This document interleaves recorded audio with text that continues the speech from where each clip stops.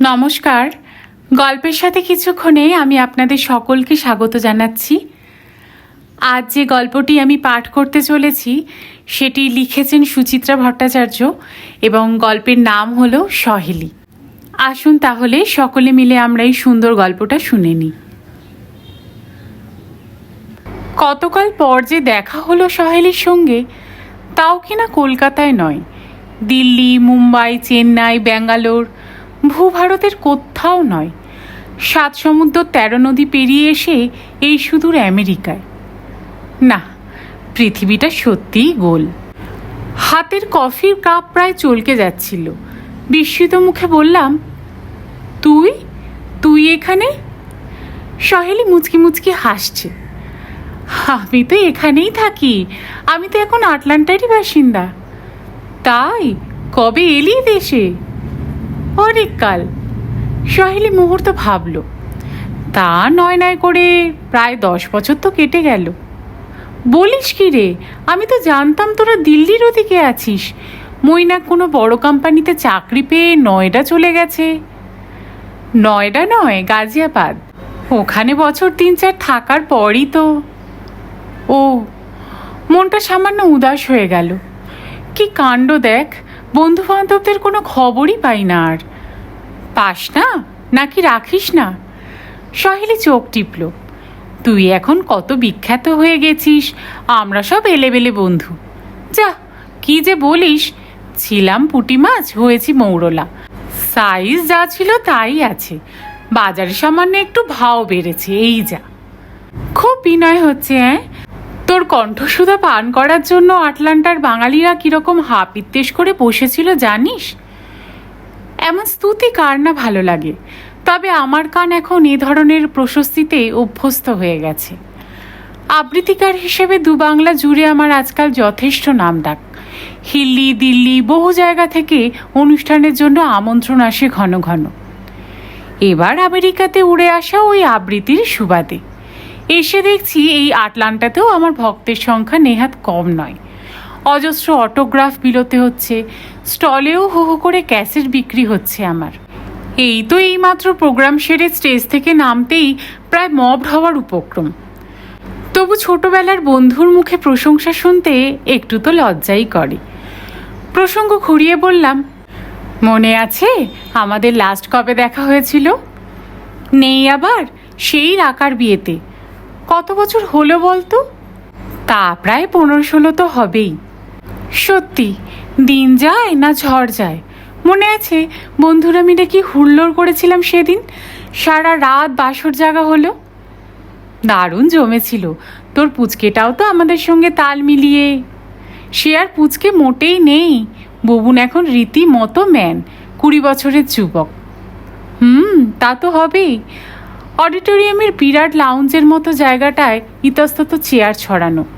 একটা চেয়ার টেনে বসলাম আমি। আমার মেয়েই তো দেখ না দেখ 14। তুই কিন্তু একটা ফাউল করেছিস কাবেরী। সহেলি মুখোমুখি বসল। ফুস করে বিয়েটা সেরে ফেললি, জানালিও না, নেমন্তন্নও করলি না। আমি তো খবর পেয়েছিলাম জয়ীর কাছ থেকে, তাও তো তোর বিয়ের 4-5 মাস পর। কাউকেই জানাতে পারিনি রে।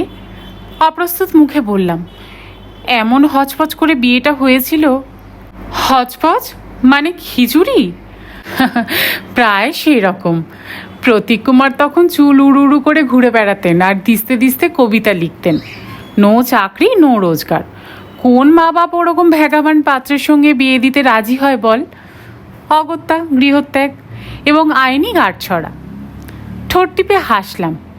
পরে অবশ্য মা বাবা মেনেই নিল। দিনক্ষণ দেখে নমনম অনুষ্ঠানও হলো, 7 পাক ঘুরেও নিলাম। এখন তো মা জামাইকে চোখে হারায়, টিভি খুললেই যখন তখন জামাইয়ের মুখ। জামাইও খুব দেখভাল করে। তোর বড় টিভি স্টার? তুই যেরকম ভাবছিস সেরকম নয়, দূরদর্শনে চাকরি করে, প্রোগ্রাম প্রডিউসার, প্রোগ্রাম কন্ডাক্টর। প্রতীককে ছোট করা হচ্ছে ভেবে তাড়াতাড়ি কথাটা সামলে নিলাম। অবশ্য কবি হিসাবেও প্রতীকের এখন খুব নাম। বাহ, বর কবি, বউ আবৃত্তিকার, বউয়ের হাতে মাইক, বরের হাতে মিডিয়া। সহেলি ভ্রুভঙ্গি করল। ফ্যান্টাস্টিক জুটি বানিয়েছিস তো, একেবারে মেড ফর ইচ আদার। ইঙ্গিতটা ভালো লাগলো না। আমি যে নিজের জোরেই একটু একটু করে আবৃত্তির জগতে নাম করেছি, এই কথা লোকজনকে বিশ্বাস করানো কঠিন হয় এক এক সময়। প্রতীক কোনোদিনই আমার খুঁটি ছিল না, আমিও প্রতীকের সিঁড়ি নই কখনোই। পেশাগতভাবে সর্বদাই যে যার জায়গায় থাকি, পরস্পরের পেশাকে সম্মান করি। তবে এত কথা সহেলিকে বলতে যাব কেন? আলগাভাবে বললাম, আমার কথা বাদ দে, তোর খবর বল। ছেলে কি করছে? পড়ছে কম্বোডিয়া ইউনিভার্সিটিতে। ফাংশনে আসেনি? না রে, উইকেন্ডে আসে, এই সপ্তাহে পারলো না। সামনে সেমিস্টার এক্সাম, পড়াশোনার খুব চাপ। আর তোর বর শ্রীমান মৈনাক? আছে তার মতো নিজের জগতে। তার মানে সেও আসেনি? হয়তো এসেছে, হয়তো আছে এদিকে ওদিকে, বলতে পারবো না। কথার সুরে কেমন যেন খটকা লাগলো, তবু হালকা চালেই বললাম, এখনো কি মৈনাক সেই আগের মতো ফক্কর আছে? বিটকেল বিটকেল জোক শোনায় আর নিজেই হেসে গড়াগড়ি খায়। মানুষ কি চিরকাল একরকম থাকে রে? সহেলির মুখ যেন সহসা ম্লান, বিড়বিড় করে বলল, বদলে যায়, মানুষ বদলে যায়। মানে? মৈনাক নিজেই এখন একটা জ্যান্ত জোক, নিষ্ঠুর ঠাট্টা। অজান্তেই ভুরু কুঁচকে গেল আমার, তাও ঠোঁটে একটা হাসি টেনে বললাম, কেন রে, মৈনাক এখন কি খুব কেজো হয়ে গেছে? ধূসর মানব, রামগরুর টাইপ? সহেলি একটুক্ষণ চুপ করে রইল, তারপর ছোট্ট একটা শ্বাস ফেলে বলল, আমরা আর একসঙ্গে থাকি না রে। সে কি, কেন? বলছে না। সহেলি নখ খুঁটছে। আমি ডিভোর্স স্যুট ফাইল করেছি। স্তম্ভিত হয়ে গেলাম। বলে কি সহেলি? মৈনাক আর সহেলির প্রেম তো একসময় কিংবদন্তি ছিল, আমরা ঠাট্টা করে বলতাম কিউ ইউ জুটি। সে সহেলি ডিভোর্স করছে 44-45 বছর বয়সে, একসঙ্গে এতকাল ঘর করার পর, তাও কিনা এই বিদেশে এসে। প্রায় মধ্য বয়সে পৌঁছে কি এমন গণ্ডগোল হলো দুজনের? ঝপ করে জিজ্ঞাসা করতে পারলাম না। একটা বয়সের পর পুরনো বন্ধুর ব্যক্তিগত জীবনে বেশি উকি দেওয়া বোধহয় ঠিক নয়। তাছাড়া আমরাও তো আর সেই যৌবনের সখীটি নেই, হুঠার প্রশ্নমান হানতে সংকোচ হতেই পারে। তার উপরে সময়ের পাঁচিল উঠে গেছে দুজনের মধ্যে, দীর্ঘ অদর্শনেই তৈরি হয়েছে দূরত্ব। সহেলি চুপ মেরে গেছে, আমিও জোর করে কথা বাড়ানোর সুযোগ পেলাম না। আধুনিক গানের অনুষ্ঠান শেষ হয়েছে এই মাত্র, এবার উচ্চাঙ্গ সঙ্গীতের পালা। ক্ষণিক বিরতি পেয়ে শ্রোতা দর্শক অনেকেই উঠে আসছে অডিটোরিয়াম ছেড়ে। তাদের কেউ কেউ এগিয়ে এলো আমার সঙ্গে আলাপ পরিচয় করতে। উদ্যোক্তারাও ঘন ঘন আসছে, জিজ্ঞেস করছে আমার কোনো অসুবিধা হচ্ছে কিনা। সহেলিকে ভুলে আত্মসচেতন হয়ে পড়লাম আমি, জবাব দিচ্ছি মেপে মেপে, ঠোঁটে মেখে নিয়েছি যান্ত্রিক ইলাস্টিক হাসি। তাকিয়ে তাকিয়ে আমেরিকার বাঙালিদের দেখছিলাম, প্রত্যেকেই সুসজ্জিত, নারী পুরুষ অধিকাংশের পরনেই খাঁটি বাঙালি পোশাক, পাজামা পাঞ্জাবি, ধুতি পাঞ্জাবি, শাড়ি। কথাও বলছে সবাই নিখাত বাংলায়। দেখতে বেশ মজা লাগে। প্রবাসী এরা প্রায় রীতিমতো প্রতিষ্ঠিত, পাকাপাকিভাবে হয়তো আর কোনো দিনই দেশে ফিরবে না। তবু শিকড়ের প্রতি একটা টান বুঝিয়ে এদের রয়েই গেছে। তারই আকর্ষণে বছর বছর এই জমায়েত, এই বঙ্গ সম্মেলন। দেশ থেকে নামি দামি শিল্পী সাহিত্যিকদের উড়িয়ে আনা, বিদেশে বসেও দেশের মাটির গন্ধ পাওয়ার শৌখিন কিন্তু কি অকৃত্রিম বাসনা। শরৎবাদন আরম্ভ হতেই দ্রুত লাউঞ্জ ফাঁকা। সহেলিও আবার আগের মতো স্বাভাবিক। ঘড়ি দেখতে দেখতে বলল, 6টা বাজলো, কি করবি এখন? এখানেই বসে থাকবি? তাই তো ভাবছি। আলগা আড়ামোড়া ভাঙলাম। হোটেলে ফিরে গেলে কেমন হয়? জেটল্যাগ কাটেনি এখনো, ঘুম ঘুম পাচ্ছে। এখনো জেটল্যাগ? কাল তো সারাদিন পড়ে পড়ে ঘুমিয়েছিস। তুই কি করে জানলি? কাল অফিস থেকে তোর হোটেলে 2বার ফোন করেছি, 2বারই সেম রিপ্লাই, সরি ম্যাডাম ঘুমোচ্ছেন, ডাকা বারণ। কি করব বল, তোদের আমেরিকা কি কম দূর? প্লেনে তো বসে থাকতে হলো 18-20 ঘন্টা। কলকাতা থেকে দিল্লি, দিল্লি থেকে আমস্টারডাম, সেখান থেকে ডেট্রয়েট থেকে আটলান্টা, জান একেবারে নিকলে গেছে। বলে একটু থামলাম। তুই জানতিস আমি কোথায় উঠেছি? সম্মেলনের গেস্টরা কোথায় থাকবে তা কি জানা এমন কঠিন?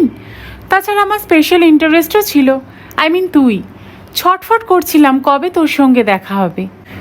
কালই তাহলে সোজা চলে এলি না কেন হোটেলে? হয়ে উঠল না, অফিস থেকে বেরোতে লেট হলো।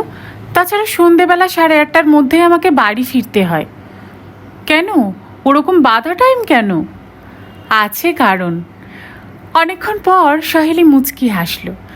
8:30 থেকে 9টার মধ্যে আমার একটা ফোন আসে, ফোনটা আমাকে অ্যাটেন্ড করতেই হয়। কার ফোন? আছে একজন। সহেলির ঠোঁটে রহস্যের হাসি। চল আমার সঙ্গে, গেলেই দেখতে পাবি। এখন তোর বাড়ি যাব? অবশ্যই। আমি থাকতে আটলান্টায় এসে তুই হোটেলে স্টে করবি? আমি তো ডিসাইড করেই এসেছি, আজ তোকে হাইজ্যাক করে নিয়ে যাবই। অস্বস্তিতে পড়ে গেলাম। বললাম, যা, তা হয় নাকি? উদ্যোক্তারা এক ধরনের বন্দোবস্ত করেছে, তাদের না বলে কই হুট করে। কিচ্ছু হবে না। এখানে কর্তা বলতে তো রথিন সেন, আমি রথিনদাকে ইন্টিমেট করে দিচ্ছি। বলেই আঁচল গুছিয়ে হনহনিয়ে অডিটোরিয়ামে ঢুকে গেল সহেলি। মিনিট 5-এর মধ্যেই উচ্ছ্বাসিত মুখে ফিরে এসেছে। চল চল, হোটেল থেকে তোর লাগেজ তুলে নিয়ে বেরিয়ে পড়ি। এখন থেকে আটলান্টায় তুই আমার কবজায়, উঠে পড়। এরপর কি আর না বলা যায়? অবশ্য মনে মনে আমার ভালোই লাগছিল। এখানে এসে হোটেলবাস মোটেই আমার মনোপুত হয়নি। জীবনে এই প্রথম আমার বিদেশ সফর। এরা তুলেছেও এক 70 তলা জাম্বো হোটেলে। ওখানে থাকা কি আমার পোষায়? তার চেয়ে বন্ধুর বাড়ি ঢের ঢের আরামের। প্রকাণ্ড একটা কম্পাউন্ডের ভূগর্ভে অডিটোরিয়াম। দুবার এস্কেলেটার চড়ে উঠলাম পৃথিবীতে। বাইরে এসে দাঁড়িয়েছি মুক্ত হাওয়ায়। সামনে প্রশস্ত চাতাল পেরিয়ে রাস্তা, ওপারে অতিকায় হোটেল, পাশে বিশ্ববিখ্যাত CNN-এর সদর দপ্তর। সেও এক প্রকাণ্ড বাড়ি। আমেরিকানরা বুঝি কোনো কিছুই ছোট বানাতে পারে না। সহেলি গাড়ি রেখেছে বেশ খানিকটা দূরে। ফুটপাত ধরে হাঁটছি দুজনে। রাস্তার গায়ে একটা পার্ক পড়ল। এই পার্কেই নাকি আটলান্টা অলিম্পিকের সময় বোমা ফেটেছিল। এখন সেখানে কনসার্ট চলছে জোর। উদ্যম নাচাগানা করছে এক দঙ্গল কৃষ্ণাঙ্গ তরুণ তরুণী। একেই কি বলে ছবি বদলে যাওয়া? কালো মেয়েদের সাজ পোশাকও ভারী মজাদার। প্যান্ট পরেছে না প্যান্টি পরেছে বোঝা দেয়। ঊর্ধ্বাঙ্গ প্রায় টপলেস, চুলে নানান বর্ণের অজস্র সরু সরু বিনুনি, ফাঁকা দিয়ে দিয়ে মাথার খোল দৃশ্যমান। আজ শনিবার, সপ্তাহান্তের ছুটি। বেপরোয়া যৌবন উপচে পড়ছে হাসি আর গানে। দেখতে দেখতে পা থমকে গিয়েছিল। সহেলি হ্যাচকা টান মারল। কি রে, চল। বললাম না 8:30টার মধ্যে আমাকে বাড়ি ফিরতেই হয়। সন্দিগ্ধ চোখে তাকালাম। কিসের এত তাড়া তোর? 8:30টায় কোন ভিআইপির ফোন আসে? চারিদিকে এখন চমৎকার বিকেল। সূর্য এখানে পাটে যায় প্রায় রাত 9টায়। মনোরম আলোয় ছেয়ে আছে পথঘাট। শেষ বিকেলে সেই আলোতে ক্ষণিকের জন্য উদ্ভাসিত হলো সহেলির মুখখানা। তারপরেই কেমন ছায়া মাখা গলায় বলল, ছেলেটা ওই সময় রোজ একবার ফোন করে রে। বুবুনি এখন আমার ভিআইপি, আমার একমাত্র সম্বল। ওর জন্যই না এখন আমার বেঁচে থাকা। ছোট্ট কটেজ টাইপ বাড়ি, সামনে একফালি সবুজ লন। আর 5টা বাড়ির মতনই তেকোনা ছাদের ঢালে কালচে মেরুন টালি। প্যারাপেট ভেদ করে মাথা তুলে আছে খানতিনিক চিমনি। মসৃণ ড্রাইভওয়েটা সামান্য চড়াই। রাস্তা থেকে সোজা উঠে গেছে গ্যারেজে, ঠিক যেন ইংরাজি ছবির দৃশ্য। ঝকঝকে লেক্সাস গাড়ির ড্রাইভিং সিটে বসে রিমোট টিপল সহেলি। সরসর উঠে গেল গ্যারেজের শাটার। ভেতরে গাড়ি ঢুকিয়ে সিট বেল্ট খুলতে খুলতে বলল, দাঁড়া, আমি আগে নেমে আলো জ্বালাই। অন্ধকার নামবো করছে। গ্যারেজের ভেতরটায় আবছায়া। লাইট জ্বালতেই চোখে পড়ল বিস্তর মালপত্র ছড়ানো রয়েছে গ্যারেজে। বড় একখানা টেবিল, একটা কাঠের আলমারি, 2-3টে বেটে বেটে চেয়ার। গাড়ি থেকে নেমে বললাম, গ্যারেজে এত ফার্নিচার রেখেছিস যে বড়, রিমডেলিং করাচ্ছিস? সহেলি কাজে ব্যস্ত। গাড়ির পেছনের দরজা খুলে আমার লটবহর নামাচ্ছে। অবলীলায় দুখানা ওজনদার সুটকেস দু হাতে তুলে নিয়ে বলল, ওগুলো মৈনাকের মাল, ঘর থেকে দূর করে দিয়েছি। তুই আমার পিছু পিছু আয়, আমি আগে বার্গলারি অ্যালার্মটা অফ করছি। মৈনাকের আসবাব বার করে দেওয়া আর বার্গলারি অ্যালার্মটা অফ করা দুটোই যেন সহেলির কাছে নেহাতি তুচ্ছ সাংসারিক খুঁটিনাটি। অবাক হয়ে দেখলাম সহেলিকে। যত দেখছি তত চমকিত হচ্ছি। কত বদলে গেছে মেয়েটা। আগে কি নাজুক নাজুক ছিল, ভীতু ভীতু, আর এখন রীতিমতো হাট্টাকাট্টা বীরাঙ্গনা। কেমন সাবলীল ভঙ্গিতে চালিয়ে নিয়ে এলো প্রকাণ্ড গাড়িখানা। স্পিডোমিটারের কাঁটা তো মাঝে মাঝেই ৮০-৯০ মাইল ছুঁই ছুঁই। গ্যাস স্টেশনে ঢুকে গোবদা নজলখানা ধরে দিব্যি তেল ভরে নিল গাড়িতে। ঝড়ের মতো আমায় উড়িয়ে নিয়ে এলো শহরের অন্য প্রান্তে। না, এই সহেলি আমার একান্ত অচেনা। বাড়িতে ঢোকা মাত্র আরও ব্যস্ত হয়ে পড়ল সহেলি। কিছুতেই আমায় হাত লাগাতে দেবে না। টেনে টেনে আমার সুটকেস দুখানা দুঘরে ঢোকালো। একবার টয়লেটে ঢুকে আমার জন্য তোয়ালে সাবান বার করছে, একবার দৌড়চ্ছে কিচেনে কফির জল বসাতে। তার ছুটোছুটি যেন চঞ্চল কাঠ বিড়ালিকেও হার মানায়। ঘুরে ঘুরে বাড়িখানা দেখছিলাম। নরম কার্পেটে মোড়া মেঝে, ওক কাঠের দেয়াল। ঘরগুলো তেমন বড় নয় বটে, তবে ছিমছাম সাজানো। ড্রয়িং রুমখানা তো রীতিমতো নয়নশোভন। কোনায় কোনায় কাগজের ফুলের চমৎকার ঝাড়। দেওয়াল বেয়ে লতিয়ে উঠেছে পাতাবাহার। শোকেসে চমৎকার সব কিউরিও, শরীর ডুবিয়ে দেওয়া সোফা, সুদৃশ্য সেন্টার টেবিল। শোকেসের মাথায় ছেলের ছবিও রয়েছে, ফ্রেমে বাঁধানো, নানান বয়সের। মায়ের গলা জড়িয়ে ধরে বুবুন, একা বুবুন, হাস্যমুখ বুবুন। মৈনা কোথাও নেই। সহেলির গোটা বাড়ি শীততপ নিয়ন্ত্রিত। বাইরে যথেষ্ট গরম আছে, কিন্তু ভেতরটায় বেশ হিমহিম ভাব। আমার শীত শীত করছিল। পা গুড়িয়ে বসলাম সোফায়। ভাবছি বাড়িটা বড্ড নিঝুম। এমন একটা ফাঁকা বাড়িতে সহেলি একা একা থাকে কি করে? সহেলি কফি নিয়ে এসেছে। ধুমায়িত কাপ হাতে ধরিয়ে দিয়ে জিজ্ঞাসা করলো, কি রে, কেমন দেখছিস আমার সংসার? মার্ভেলাস। তোর অসুবিধা হবে না তো? কিসের অসুবিধে? না মানে, অমন রাজকীয় হোটেল ছেড়ে এলি। দুস, অত কেতার হোটেলে বাস আমার পোষায় না। কফির পেয়ালায় বড়সড় চুমুক দিলাম। জানিস, পরশু রাত্রিরে আমার একটা বিশ্রী আনক্যানি ফিলিং হচ্ছিল। দেখলি তো রুমটা, ৫৬ তলায়। এসেই জানলার পর্দা একবার সরিয়েছিলাম। চারদিকে আলোর রোশনাই দেখতে বেশ ভালো লাগছিল। হঠাৎ নিচের দিকে চোখ পড়তেই, ইস, কি অতল খাদ! সঙ্গে সঙ্গে গা শিরশির করে উঠেছে, ভো ভো করছে মাথা। সারা রাত খালি মনে হচ্ছিল এত উঁচুতে আছি, যদি এক্ষুনি পড়ে যাই। এ দেশে বাস করলে ওই অনুভূতিটা সারাক্ষণই বয়ে বেড়াতে হয় রে। কেন? সহেলি কি একটা যেন উত্তর দিতে যাচ্ছিল, তখনই টেলিফোনের ঝনঝন। দৌড়ে গিয়ে ফোন তুলল সহেলি। রিসিভারে হাত চেপে বলল, টায়ার্ড লাগলে ও ঘরে একটু শুয়ে নে, টয়লেটে গিয়ে ফ্রেশ হয়ে আসতে পারিস। উঠতে ইচ্ছে করছিল না। সোফায় হেলান দিয়ে চোখ বুঝলাম।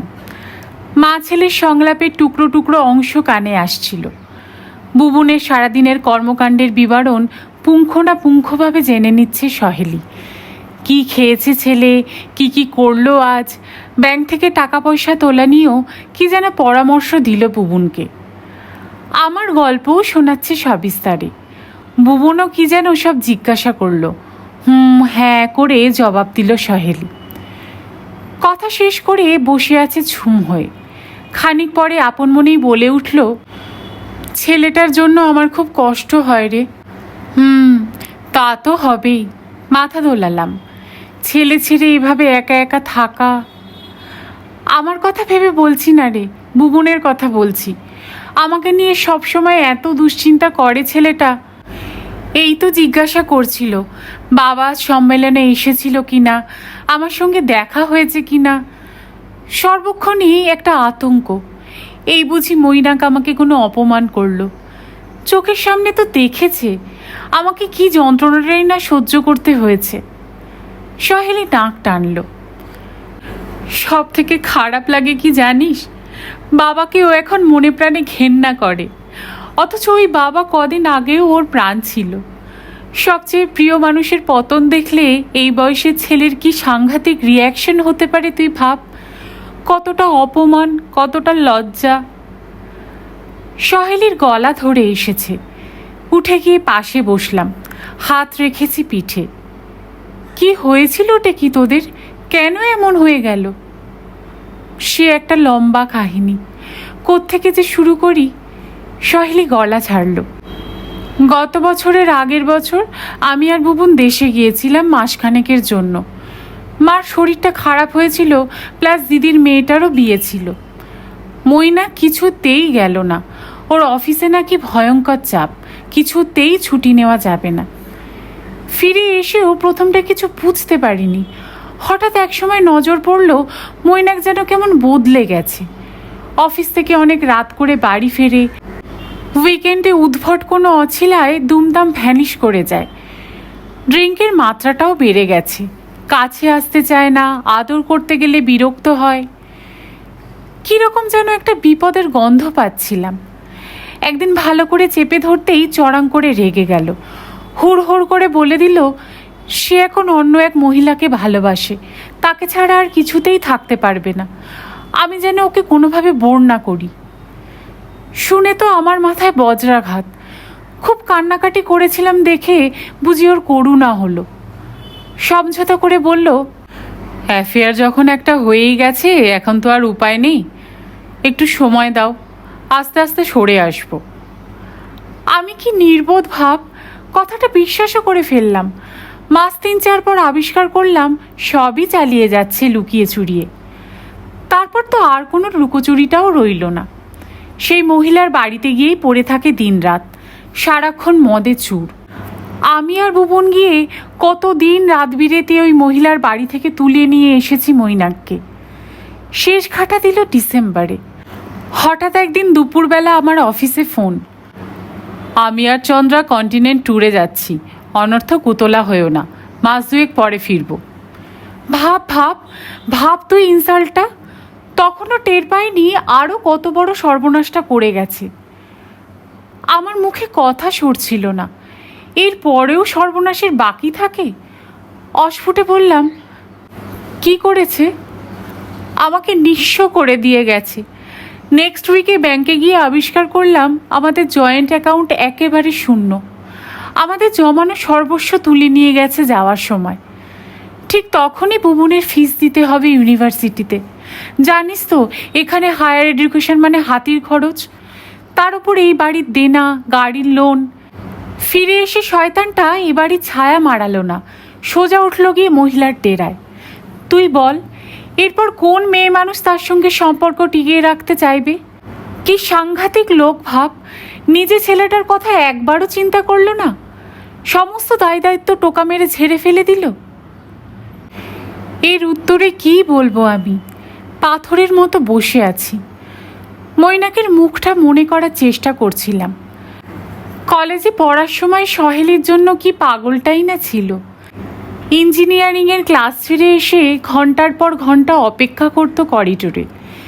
একদিন সহেলির দেখা না পেলে ছটফট করত। বিয়ের পরেও তো দুজনে দিব্যি কপতি হয়েছিল। সহেলিকে তখনও তো চোখে হারাতো মৈনাক। এই মধ্য বয়সে এসে সেই মৈনাকের একই ভীমরতি। গুমগুমে গলায় জিজ্ঞাসা করলাম, তাই চন্দা নামক মহিলাটা কে, কোত্থেকে উদয় হলো? আটলান্টাতেই থাকে, এক ডাক্তারের বউ। ম্যারিড? ম্যারিড মানে বুবনের চেয়ে বছর 2-এর একটা ছোট মেয়েও আছে। বর থাকে রুগী নিয়ে, আর উনি সারাদিন নষ্টামি করে বেড়ান। ডাক্তার জানে না, টের পায় না? A to Z জানি। আমি নিজে ভদ্রলোকের সঙ্গে কথা বলেছি, তিনি আমেরিকানদের চেয়েও আমেরিকান। স্টেট বলে দিলেন, আমি আমার স্ত্রীর ব্যক্তিগত স্বাধীনতায় হস্তক্ষেপ করি না। আদতে বুঝলি না, একদম স্পাইনলেস ফেলো। নইলে বউ তার প্রেমিককে ঘরে পুষে রাখছে, তার সঙ্গে প্যারিস সুইজারল্যান্ড বেড়াতে যাচ্ছে, এটা কোন পুরুষ সহ্য করতে পারে? একসঙ্গে থাকে? আমার চক্ষু চড়ক গাছ। 3 জনে? 3 জন নয়, 4। মহিলার মেয়েটাকেও ধর। এরা যে কি স্তরের জীব ঈশ্বরই জানেন। কুকুর বেড়ালদের সমাজেও বোধহয় এতটা বাড়াবাড়ি চলে না। মনে মনে ছবিটা কল্পনা করার চেষ্টা করলাম। মেয়ের সামনে বাবাকে টাটা করে প্রেমিকের গলা জড়িয়ে শয়নকক্ষে ঢুকে যাচ্ছে মা। সকালবেলা তুড়ি মেরে হাই তুলতে তুলতে ঘর থেকে বেরিয়ে এলো প্রেমিক। 2 পুরুষ পাশাপাশি দাঁড়িয়ে দাঁত ব্রাশ করছে। একগাল হেসে দুজনে দুজনকে বলছে hi, good morning, how is life. Breakfast টেবিলে মার প্রেমিককে কলা স্যান্ডউইচ এগিয়ে দিল মেয়ে। লাদেন বুশ নিয়ে গুরুগম্ভীর আলোচনায় মেতে উঠল 2 পুরুষ। কাজে বেরোনোর সময় দুদিক থেকে দুগালে মহিলার ঠোঁট ছুঁয়েছে দুজনে। কলিযুগ পার হয়ে আবার কি সত্যযুগ ফিরে এলো? হিংসে, অধিকারবোধ সবই কি মুছে গেল পৃথিবী থেকে? পিত্তি জ্বলে যাচ্ছে, হাসিও পাচ্ছে।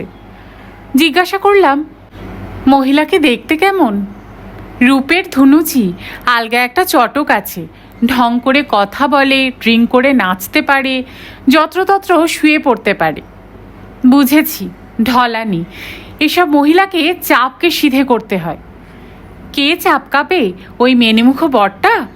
আমার স্থির বিশ্বাস মেয়েটা ওই লোকটার নয়, শিওর কোনো মজনুর ইশকের বাই প্রোডাক্ট। হ্যাঁ, ডাক্তারটা নির্ঘাত ইম্পোর্টেড, সেই জন্যেই বউকে মার্কেটে ছেড়ে দিয়েছে হয়তো। সাহিল শ্বাস ফেলল। কিন্তু আমার সংসারটা তো ছাড়খাড় হয়ে গেল। বুবুন যে বুবুন, সেও মৈনাককে কত বুঝিয়েছে, বাবা এরকম করো না, সুস্থ জীবনে ফিরে এসো। কে শোনে কার কথা? ওই মহিলা যে কি জাদু করলো, আমার যে কি নেই। সহেলির স্বর ক্রমশ ডুবে গেল। আমিও নীরব। বাতাবরণে চারিয়ে যাচ্ছে বিষণ্ণতা। ঠান্ডাটাও যেন বেড়ে গেছে হঠাৎ। ঘরের উজ্জ্বল বাতি সহসা ম্রিয়মান। নৈশব্দের চাপে কুজো হয়ে গেছে সহেলি। 2 আঙ্গুলে রক টিপছে নত মুখে। দেওয়ালের মিউজিক্যাল ঘড়িতে সুর করে 10টা বাজলো। টাইম শুনে সহেলি চমকে উঠেছে। তড়াক করে উঠে দাঁড়ালো। অপ্রস্তুত হেসে বলল, ত্যাত, যত সব ফালতু কথা তখন বলে সময় নষ্ট করলাম। রাতে কি খাবি বল, চটপট রান্না চড়িয়ে দিই। ভার মুখে বললাম, কিছু করতে হবে না। সে কি রে, খাবি না? একটু সেদ্ধ ভাত বসিয়ে দে। আহা, তাই হয় নাকি? তোকে গ্র্যান্ড ডিনার থেকে তুলে নিয়ে এলাম, তাছাড়া ওসব নিয়ে আর কেন মন খারাপ করব বল? সম্পর্কটা তো চুকিয়েই দিচ্ছি। সহিলে আবার আগের মতো স্বচ্ছন্দ স্বাভাবিক, হাত ধরে টানছে আমায়। আয় আয়, ফ্রিজ খুলে পছন্দ কর কোন মাছটা খাবি। সহেলের কিচেনটা বিশাল, সেখানে কি আছে আর কি নেই। Fridge, cooking range, dishwasher, micro oven, washing machine, সব কিছু রেখেও কতখানি ফাঁকা জায়গা। ডাইনিং টেবিলেও পড়ে গেছে এক ধারে। ফ্রিজের সাইজ জাম্বো বললেও কম বলা হয়। ভেতরে রাশি রাশি খাদ্য উপচে পড়ছে। ডিম, মাখন, চিজ, এমনকি আচার পর্যন্ত থরে থরে সাজানো। ডিঙি মেরে ডিপ ফ্রিজ খুলে সহেলি 4-5টা প্যাকেট বার করে বলল, নে চুজ কর কোন মাছটা খাবি। এটা চিংড়ি, এটা পাবদা, এটা ক্যাটফিশ, এটা স্যামন। তোর জন্য বাংলাদেশের ইলিশও খুঁজেছিলাম, পাইনি। কাল ফের একটা ড্রাইভ নেব। করেছিস কি? আমার তো চোখ ছানা বড়া। মাছের বাজার বসিয়ে দিয়েছিস যে। পাবদার কি সাইজ বাপস! আমেরিকায় এত বড় বড় পাবদা পাওয়া যায়? বাবা, এই হলো সব পেয়েছি দেশ। দুনিয়ার সমস্ত সেরা জিনিস আগে এখানে চালান হয়ে আসে। এই টাইগার প্রনগুলো কোথাকার বলতো? ফ্রম বসিরহাট। পাবদাও হয়তো দেখ ক্যানিংয়ের। এত দূরে এসে ক্যানিং বসিরহাটের মাছ খাবো? খোদ আমেরিকার কিছু নেই? বাফেলো চলবে এখানকার রুই কিংবা ক্যাটফিশ, অবিকল মাগুর মাছের মতো দেখতে। গড়গড় করে রান্না করলে যা দারুণ লাগে না। কর না যা হোক কিছু, তবে অল্প করে। হাত লাগাবো তোর সঙ্গে। ইল্লে, বর ছেড়েছি বলে কিচেনের অধিকারও ছেড়ে দেব? সহেলি খিলখিল করে হেসে উঠল। তুই যা, ড্রেসগুলো বদলে নে, কমফোর্টেবল ফিল করবি। সহেলির গালে আলগা টোকা মেরে ভুবনের ঘরটায় এলাম। এই ঘরেই আমার মালপত্র রেখেছে সহেলি। দেয়ালে অজস্র পোস্টার, বাস্কেটবল প্লেয়ার, রকস্টার, বেসবলের দৃশ্য। একটা মুখও চিনি না। এদিকে ওদিকে ভুবনের জিনিস ছড়ানো, স্টিরিও, ওয়াকম্যান, কম্পিউটার। একটা পুরুষ পুরুষ গন্ধও যেন বিছিয়ে আছে গোটা ঘরে। ভুবনকে কত ছোট্টটি দেখেছিলাম, তেতো অভিজ্ঞতায় আগুনে ঝলসে ছেলেটা নিশ্চয়ই বয়সের থেকে বেশি বড় হয়ে গেছে। অন্তত সহেলির কথা শুনে তো তাই মনে হয়। আহারে ভুবন, হঠাৎ বুকটা ছ্যাঁত করে উঠেছে। এমন ঘটনা যদি ঝুমের জীবনেও ঘটে। আমাদেরও তো তিনজনের নিটোল সংসার, সেখানে যদি কোনো উটকো আপদ এসে হাজির হয়। প্রতীক মৈনাক নয়, সে কখনো এমন করবে না। তবু যেন ভাবনাটায় তেমন জোর পেলাম না। যাকে মানুষ সুখের সংসার ভেবে তৃপ্তি বোধ করে, নিয়তির একটা টোকায় সে সংসারের চেহারা বদলে যেতে কতক্ষণ। সহেলি কি স্বপ্নেও ভাবতে পেরেছিল মৈনাক এমন আঘাতটা হানবে? এলোমেলো চিন্তার মাঝে সুটকেসটা খুললাম। নাইটি কাঁধে ঢুকেছি টয়লেটে। মুখে জল ছেটাতে ছেটাতে ঝুম আর প্রতীকের কথাই ভাবছিলাম। কি যে করছে মেয়েটা এখন। কলকাতায় তো এখন সকাল, সামার ভ্যাকেশন চলছে, স্কুল যাওয়ার তাড়া নেই। নিশ্চয়ই ঝুম এখনও বিছানা ছাড়েনি। আজ সকালে হোটেল থেকে ফোন করেছিলাম। ঝুমের গলাটা কেমন ভার ভার শোনাচ্ছিল। মেয়েটার কি মন খারাপ? দূর, ভাল লাগে না। সবাইকে ছেড়ে একা একা এত দূরে না এলেই হতো। আটলান্টা থেকে নিউ জার্সি যাব, ওখানে প্রোগ্রাম করে তবে ফেরা। এখনও প্রায় 15 দিন। প্রতীক নিশ্চয়ই হাঁপ ছেড়ে বেঁচেছে। পেছনে ট্যাক ট্যাক করার মতো কেউ নেই। নিশ্চয়ই ঘোর অনিয়ম করবে কদিন। বেরিয়েই ভুবনের কম্পিউটার থেকে একটা ইমেল পাঠাতে হবে ঝুমকে। মেয়ে যেন বাপকে টাইট রাখে। বেরিয়ে এসে কম্পিউটারে বসেছি, অমনি সহেলির ডাক। রান্নাঘরে গিয়ে দেখি ভানুমতির খেল। এইটুকু সময়ে 3 রকম মাছ বানিয়ে ফেলেছে সহেলি। সঙ্গে ডাল, মাংস, ঝিরিঝিরি আলু ভাজা, ইয়ার ডিশ ভর্তি স্যালাড। আতকে উঠে বললাম, এত খাবার? আমি কি রাক্ষসী নাকি? যা পারবি খা, বাকিটা রাখা থাকবে। পোস্ত আর সর্ষে চিংড়িটা করাই ছিল, ভাবলাম তোকে একটু টেস্ট করতে দিই। অগত্যা কি আর করা, সবই চাকছি অল্প অল্প। মশলাপাতি অতি উচ্চমানের, সহেলি রেঁধেছেও অপূর্ব। আঙ্গুল চাটতে চাটতে বললাম, তুই তো খুব গুণের হয়ে গেছিস রে। বিয়ের পরও তো প্রেশার কুকার খুলতেই পারতিস না। মৈনাক তো নানা রকম খেতে ভালোবাসে, ওর জন্যই। সাব্বাস, তুই তো দেখছি একেবারে শরৎচন্দ্রের নায়িকা। থ্রু স্টমাক পুরুষের মন জয় করার অভিযান।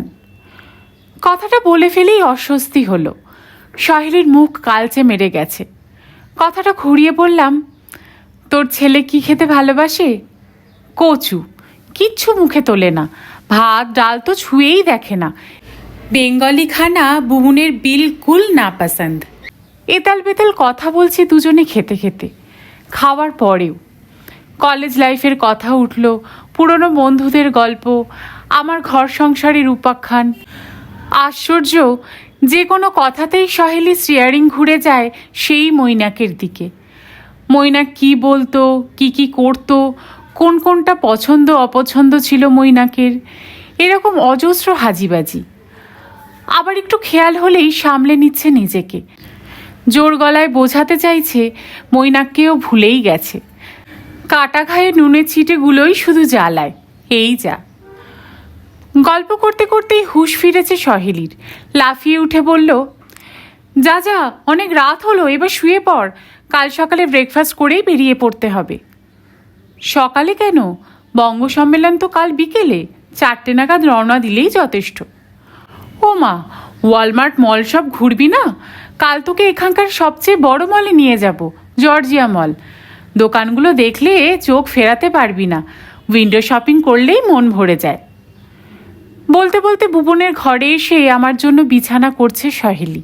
বালিশ চাদর সাজাতে সাজাতে চোখ নাচালো। একা ঘরে শুতে পারবি তো? আহা, হোটেলে তো একা ঘরেই ছিলাম। আমার সঙ্গেও লেটে যেতে পারিস, তবে সারা রাত ঘুম হবে না, আমি যা নাক ডাকাই। ঠাট্টা জুড়লাম, এই জন্যেই মৈনাক কেটে পড়েনি তো? সহেলিও হালকাভাবে নিল কথাটা, বলল, ওরে, নাক তো আমার বিয়ের পরদিন থেকেই ডাকে, আওয়াজটা কি 20 বছর পরে কানে ঢুকলো? মৈনাকের তো তাহলে বলতে হয় গন্ডারের কান।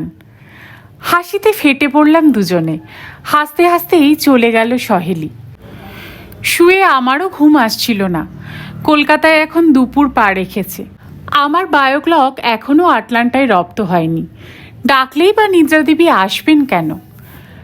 খানিক্ষণ এপাশ ওপাশ করে উঠে পড়লাম, তেষ্টা পাচ্ছে। কিচেন থেকে জল খেয়ে এসে সহেলির ঘরের সামনে দাঁড়ালাম একটু, কান পাতলাম দরজায়। নাসিকা গর্জন শুরু হয়েছে কি? হুম, কোনো শব্দ নেই। সহেলি কি ঘুমোয়নি এখনো? মৃদু ঠেললাম দরজাটা। ঘরে নীল রাতবাতি, স্বপ্ন স্বপ্ন পরিবেশ। বিছানায় চোখ পড়তেই ডাবল বেড খাটে সহেলি পাশ ফিরে শুয়ে। বিছানায় মৈনাক নেই, কিন্তু মৈনাকের বালিশটা রাখা সস্থানে। সহেলির হাত আঁকড়ে আছে বালিশটাকে। আমার বুকটা মুচড়ে উঠল। পরদিন বঙ্গ সম্মেলনে পৌঁছতে প্রায় 6টা বেজে গেল।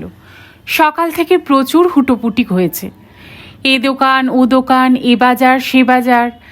জর্জিয়া মল ঘুরতেই তো আমার কোমর ব্যথা হয়ে গেল। তাও বেরোতে ইচ্ছে করছিল না, মনে হচ্ছিল আরও দেখি। দোকানগুলোর কি পাহাড়, চোখ ফেরানো যায় না। যেমন বিশাল তেমন বর্ণাঢ্য। ঘুমের জন্য দুখানা ড্রেস কিনে ফেললাম, প্রতীকের জন্য চমৎকার একটি ঘড়ি। সহেলি জোর করে আমায় একটা দামি পারফিউম কিনে দিল, ঝুমের জন্য এক গাদা কসমেটিক্স। তবে আমায় সবচেয়ে বেশি টেনেছে ডলার সবগুলো। এ যেন নিলামওয়ালা 6 আনা, যা নেবে তাই $1। কত যে টুকিটাকি জিনিস এই $1 মিলে যায়। দেশে ফিরে অনেককে উপহার বিলোতে হবে। ডলার ট্রির চেয়ে সস্তায় এদেশে আর কোথায় কি মিলবে? লোভে পড়ে সাবান কিনে ফেললাম 2 ডজন, লিপস্টিক, নেল পলিশ, আরও ছোটোখাটো খেলনায় ভরিয়ে ফেললাম ব্যাগ। তাও দাম মেটাতে গিয়ে গা কিসকিস করছিল। $1 মানে প্রায় 50 টাকা। কলকাতার হিসেবে নেহাত কম নয়। আমার মুখ ভার দেখে সহেলির কি ফিক ফিক হাসি। ওরে বুদ্ধু, ওভাবে হিসাব কষিস না, এদেশে আমরা ডলারটাকে টাকা বলি। ভেবে দেখ, কলকাতায় মাত্র 1 টাকায় এত চিজ জুটবে কি না। বাজার টাজার সেরে মেক্সিকান রেস্তোরাঁয় টাফু স্যালাডা চিমি চাঙ্গা সাটিয়ে ঊর্ধ্বশ্বাসে ছুটে আসা। দুজনেই হাঁফাচ্ছি রীতিমতো। অডিটোরিয়ামে যাওয়ার জন্য এসকেলেটর ধরে নামছি।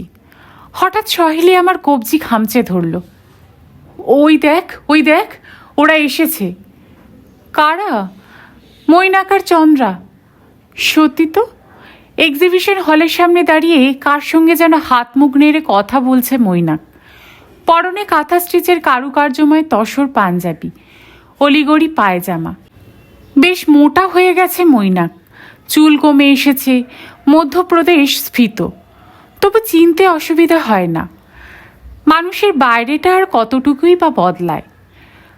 মৈনাকের পাশেই পরনে ঢাকাই শাড়ি, পায়ে হাই হিল। ওই মহিলাই কি চন্দ্রা দেবী? বেশ তো বয়স, মৈনাকের চেয়ে বড় বই ছোট নয়। এসকেলেটার থেকে নেমে সহেলিকে বললাম, পাত্তা দিস না, সোজা ভেতরে ঢুকে যাই চল। সহেলি মুখ বেঁকালো। আমার বইই গেছে পাত্তা দিতে। Who cares that beach? বলল বটে, তবে হাঁটার গতি যেন একটু মন্থর হয়ে গেছে। সহেলিকে প্রায় টেনে নিয়ে অডিটোরিয়ামে ঢুকে গেলাম। মঞ্চে হাসির নাটক চলছে, কলকাতারই দল। নায়ক নায়িকা নামজাদা ফিল্ম স্টার। খুব ভিড় হয়েছে আজ, গোটা জায়গাটা কানায় কানায় ভর্তি।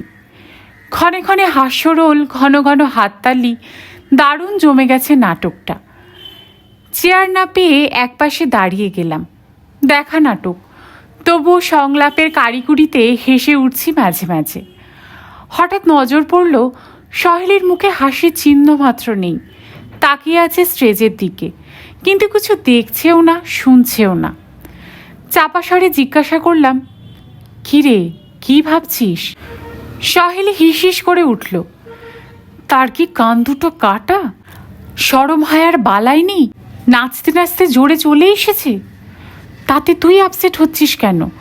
তুই তো কাল বলছিলি মৈনাক আসতে পারে। বলেছিলাম, কিন্তু মৈনাকের এখনো এতটুকু বোধ নেই ওকে আজকাল কেউ পছন্দ করে না। মান সম্মান সব খুইয়ে বসে আছে, জানে না সবাই ওদের নিয়ে হাসাহাসি করে। তাতেই বা তোর কি? ওদের মানে না লাগতে পারে, আমার লাগে। সবাই তো আমার দিকেও তাকাবে, মজা পাবে। আর পিঠ চাপড়ানোর নাম করে হুল ফুটিয়ে বলে যাবে ওই মৈনাককে তুমি সহ্য করো কি করে। আরও আগে তোমার শক্ত হওয়া উচিত ছিল সহেলি। বলুক গে, গায়ে মাখিস না। সহেলি তবু ফুঁসতে লাগলো, নাক ফুলছে, চোখ জ্বলছে। আমারও বিশ্রী লাগছিল। চোখের চামড়া বস্তুটা কি এক্কেবারেই লোপ পেয়েছে মৈনাকের? এমন একটা জমায়েতে রক্ষিতাকে বগল দাবা করে নিয়ে চলে এলো। অবশ্য কে কাকে রেখেছে বলা মুশকিল। উদ্যোক্তাদের একজন দেখতে পেয়েছে আমাকে, এগিয়ে এসেছে। কি খবর কাবেরেদি, কোথায় ছিলেন? নিজেকে স্থিত করে মুখে হাসি ফোটালাম। এই তো আপনাদের শহরটা একটু দেখছিলাম। আপনাকে সুবীরদা অনেকক্ষণ ধরে খুঁজছেন। সুবীরদা মানে সুবীর হালদার, বিখ্যাত কবি। সুবীরদার বেশ কয়েকটা কবিতা আমি আবৃত্তি করি। এক ধরনের চার্ম আছে কবিতাগুলোয়, শ্রোতাদের সরাসরি বিদ্ধ করে। আবৃত্তি সূত্রেই সুবীরদার সঙ্গে মোটামুটি সৌহার্দ্যের সম্পর্ক গড়ে উঠেছে আমার। জিজ্ঞাসা করলাম, কোথায় সুবীরদা? ওই তো এক্সিবিশন রুমে, বুক স্টলে বসে আছেন। সহেলিকে বললাম, দাঁড়া একবার দর্শন দিয়ে আসি। সুবীরদাকে অবশ্য বুক স্টলে পাওয়া গেল না। বেশ কয়েকজন মহিলা ভক্ত পরিবৃত হয়ে দাঁড়িয়ে আছে এক শাড়ির দোকানের সামনে। আমাকে দেখতে পেয়েই হৈ হৈ করে উঠল। কি ব্যাপার তোমার, আমাকে এমন বিপাকে ফেলে দিচ্ছ কেন? কেন, কি করলাম? আমার ওপর ভরসা করে প্রতীক তোমায় ছেড়ে দিল। বারবার করে বলে দিয়েছিল আমার বউটাকে একটু দেখবেন দাদা, বিদেশ বিভুঁয়ে হারিয়ে না যায়। আর তুমি আমায় ডজ মেরে নিপাত্তা হয়ে গেলে। ধ্যাত, নিপাত্তা হব কেন, এক বন্ধুর বাড়িতে আছি। হ্যাঁ শুনলাম, কাল সন্ধেবেলা তোমায় একজন ইলোপ করে নিয়ে গেছে। সুবীরদার কথা বলার ধরনটাই এরকম। হাসতে হাসতে বললাম, দেখছেন তো সশরীরে বর্তমান। বলুন কি আজ্ঞা? পরশু তো নিউ জার্সির ফ্লাইট, মাঝে তো মাত্র একটা দিন। কি করছো কাল? দেখি, মানে এখনো। হেলেনে যাবে? কোথায়? হেলেন, হেলেন ডান্সার নয়, বিচ মানে সি বিচ। কাল ভোরে স্টার্ট করে রাতে ফিরে আসবো, জাস্ট স্পেন্ট। খেয়াল করিনি পাশে ক্যাসেটের স্টলে মৌনমুখর দাঁড়িয়ে। ভারী সুন্দর রবীন্দ্রসঙ্গীত গাইছে আজকাল মৌন। বেশ কিছু ক্যাসেট বেরিয়ে গেছে। ছেলেটির ব্যবহারটিও মধুর, কথাবার্তায় এতটুকু চালবাজি নেই। মৌনমুখর বলল, চলুন না কাবেরিদি, আমরা একসঙ্গে যে কজন এসেছি সবাই যাচ্ছি। রথিনবাবু দুটো গাড়ির ব্যবস্থা করে দিয়েছেন। সুবীরদার স্বর ফের গমগমিয়ে উঠল। এত করে বলার কি আছে, কাবেরী নিশ্চয়ই যাবে। ওকে ছেড়ে গেলে প্রতিকামায় আস্ত রাখবে। বটেই তো, বটেই তো। সুবীর হালদার সঙ্গে থাকলে সব মহিলার স্বামীই নিশ্চিন্ত। ক্রমাগত আদিরসাত্মক যোগ শোনাবে, বোতল সেবন করে বেহেড হয়ে যাবে। মাঠে কি কবি মহলে সুবীরদার নাম আলু সুবীর। পেশাদারি সম্পর্ক যেমনই থাক, এসব মানুষের সঙ্গে দূরত্ব একটু রাখতেই হয়। মুখটা কাঁদো কাঁদো করে বললাম, আমায় ছেড়ে দিন সুবীরদা। আমার বন্ধু কাল আমায় বেড়াতে নিয়ে যাবে বলে অফিস থেকে ছুটি নিয়ে রেখেছে। তা মেয়ে বন্ধুর সঙ্গেই ঘুরে আনন্দ পাবে? কি করি বলুন, এত করে বলছে, একদম সেই ছোটবেলাকার বন্ধু। বেশ। ধুতি পাঞ্জাবি পরা সুবীরদা আমেরিকান কায়দায় কাঁধ ঝাঁকালো।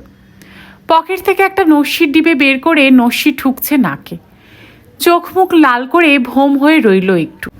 তারপর নাক টানতে টানতে বলল, যা খুশি করো, এসেছো স্ট্যাচু অব লিবার্টির দেশে, তোমার তো এখন অখণ্ড স্বাধীনতা। সুবীরদা চটেছে কি? প্রলেপ দেওয়ার জন্য প্রসঙ্গটা ঘুরিয়ে দিলাম। আপনি আবার নস্যি ধরলেন কবে থেকে? করবোটা কি, কোথাও যে সিগারেট খেতে পারছি না, কি খেঁচা গলে যে পড়েছি। কমোডে বসে সুখ টান দেবো সে উপায়টাও কি আছে? হোটেল রুমে স্মোক ডিটেক্টর লাগানো। তা পেলেন কোথায় নস্যি? এখানকার ইন্ডিয়ান স্টোরে সব পাওয়া যায় এখানে, গুড়াকু পর্যন্ত। 2-4 মিনিট ঠাট্টা হাসি করে ফিরেছি সহেলির কাছে। তখনই হঠাৎ মৈনাকের মুখোমুখি। আমার সঙ্গে কথা বলতে এসেছে মৈনাক, একাই। গভীর পরিচিতির সুরে বলল, কি খবর, কেমন আছো? তুমি তো এখন সেলিব্রিটি, এড়ানোর উপায় নেই। তো হাসলাম। কেমন লাগছে আটলান্টা? মন্দ কি? শুনলাম তুমি নাকি আমাদের বাড়িতে উঠেছ। তোমাদের বাড়ি? ব্যঙ্গ ফুটে উঠল গলায়। তুমি তো সেখানে থাকো না। একটুও থতমত খেলো না মৈনাক, অবলীলায় বলল, থাকি না থাকি বাড়িটা কিনেছিলাম তো আমি। তাই কি? আমি তো অন্য কথা জানি। বাড়িটা লোনে কিনেছিলে, বছর 1.5 হলো ইনস্টলমেন্ট দেওয়া বন্ধ করেছ। গোটা দেনাটা সহেলি নিজের কাঁধে তুলে নিয়েছে। ও বাড়ি এখন সহেলির। এবার নাড়া খেয়েছে মৈনাক, শ্লেষের সুরে বলল, তোমার বন্ধু তো সব উগড়ে দিয়েছে দেখছি। তুমি কি ভেবেছিলে চেপে চেপে রাখবে? তোমার কীর্তির সুবাস গোটা মহাদেশেই ছড়িয়ে পড়েছে। একতরফা কথা শুনে ওপিনিয়ন তৈরি করো না কাবেরী। তোমারও বুঝি কিছু সাফাই আছে? অফকোর্স, এত বছর ঘর করেও কেন বিয়ে ভাঙে, কেন অন্যদিকে মন যায়, সেটা কখনো ভেবে দেখেছো? নিশ্চয়ই কোনো গ্যাপ তৈরি হয়েছিল। কিসের গ্যাপ? বউ ছেলে নিয়ে আমেরিকায় সেটেল করবে বলে দেশ ছেড়ে চলে এলে, দুজনে দিব্যি চাকরি বাকরি করে গাড়ি বাড়ি করছিলে, তোমাদের অত সুন্দর একটা ছেলে, কিসের অভাব ছিল তোমার? তুমি বুঝবে না, বোঝাও। টাকা পয়সা ছাড়া, ঘর সংসার ছাড়াও পুরুষ মানুষের আরও একটা জিনিসের প্রয়োজন হয়। She lacked in that department. তোমার বন্ধুর মধ্যে সেই প্যাশন কোথায়? She is frigid, absolutely frigid. পলকের জন্য কাল রাতের ছবিটা মনে পড়ল। মৈনাকের বালি সাঁকড়ে শুয়ে আছে সহেলি। রুক্ষ গলায় বললাম, প্যাশন শব্দের অর্থ বোঝো? প্যাশন কাকে বলে জানো? কুল কুল, তুমি মিছিমিছি উত্তেজিত হয়ে পড়ছো। মৈনাক নির্বিকারে হাসছে। শোনো, তোমরা অ্যাভারেজ বাঙালি মেয়েরা একটা জায়গায় বড় ভুল করে ফেলো। একটা সার্টেন বয়সের পর হাজব্যান্ড তোমাদের কাছে ম্যাটার অফ ফ্যাক্ট হয়ে যায়, কিংবা বলতে পারো একটা গৃহপালিত পশু। তার ভেতরে যে আর্টসটা আছে সেটাকে তোমরা আর পাত্তা দিতে চাও না। ফর্চুনেটলি চন্দ্রা আমার সমস্যাটা ফিল করতে পেরেছে, ধরেছে আমার প্রবলেমটা কোথায়। And now I am satisfied with her. চারিদিকে তাকিয়ে নিয়ে মৈনাক গলা ঝাড়ল। জানো, আমি নিজের সঙ্গে কত যুদ্ধ করেছি। সহেলি বুবুনকে ছেড়ে আসতে আমারও কম কষ্ট হয়নি। But I could not help it. Chandra আমায় জিতে নিল। আমি সহেলির কাছ থেকে যা পেতাম না, চন্দ্রার কাছ থেকে সেটা পেয়েছি। আর কথা বলার প্রবৃত্তি হচ্ছিল না। বললাম, থাকো তুমি যাকে খুশি নিয়ে, আর কখনো দেখা হলে আমায় চেনার চেষ্টা করো না। চলেই যাচ্ছিলাম, মৈনাক পেছন থেকে ডাকলো, শোনো, তোমার বন্ধুকে বলে দিও ও ডিভোর্স সুট ফাইল না করলে আমিই কেস করতাম। আরও বলে দিও সর্বত্র আমার নামে যেন এভাবে কেচ্ছা গিয়ে না বেড়ায়। স্টল রুমের বাইরে পা রাখতে না রাখতেই সহেলি প্রায় দৌড়ে এসেছে। কি বলছিল মৈনাক? তুই দেখেছিস? তোকে খুঁজতে এসে চোখে পড়ল। আঙুল নেড়ে কি বোঝাচ্ছিল রে? ছাড় তো, যত সব ফালতু কথা। চন্দ্রার গুণকীর্তন করছিল বুঝি? ওই আর কি, চন্দ্রা নাকি ওকে ফিল করতে পারে, তুই পারিসনি, এইসব। বাদ দে বাদ দে। কবজি উল্টে ঘড়ি দেখলাম, 7:15 বাজে। ফিরবি না? বুবুনের ফোন আসবে তো। সহেলি গুম হয়ে গেল। হাঁটছে হনহন। নিচতলা থেকে মাঝের তলা, মাঝের তলা থেকে ওপর তলা। লাউঞ্জে গোল হয়ে বসে চেয়ার নিয়ে আড্ডা মারছে একদল কিশোর কিশোরী। বাঙালি মা বাপেরই সন্তান, তবে বাংলা জানে না, জানলেও বলতে চায় না।